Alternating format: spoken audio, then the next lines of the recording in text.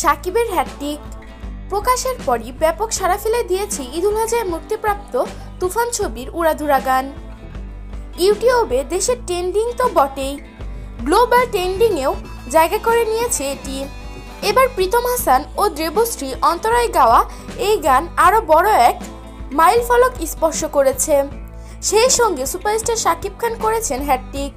তার সিনেমার 3টি গান পার করেছে 100 মিলিয়ন ভিউয়ার্স।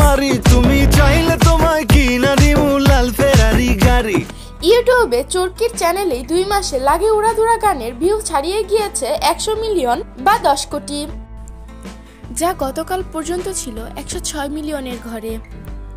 এর আগে একই চলচ্চিত্রে দিলশাদ নাহার কনার গাওয়া দুষ্টু কোকিল গানটি মুক্তি পায় ওটিটি প্ল্যাটফর্ম চরকি ও ভারতের SBF চ্যানেলে।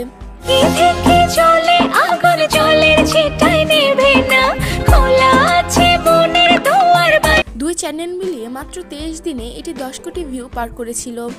চরকিতে গানটির ভিউ 95 মিলিয়ন আর SBF-এ 41 মিলিয়ন।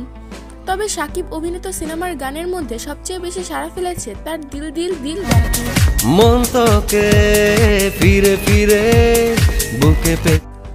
2016 সালে মুক্তি পায় এই গানটির বর্তমান ভিউ 121 মিলিয়ন, অর্থাৎ 10 কোটি 21 লক্ষ। এতে শাকিবের সঙ্গে জুটি বেঁধেছিলেন শবনম বুবলী।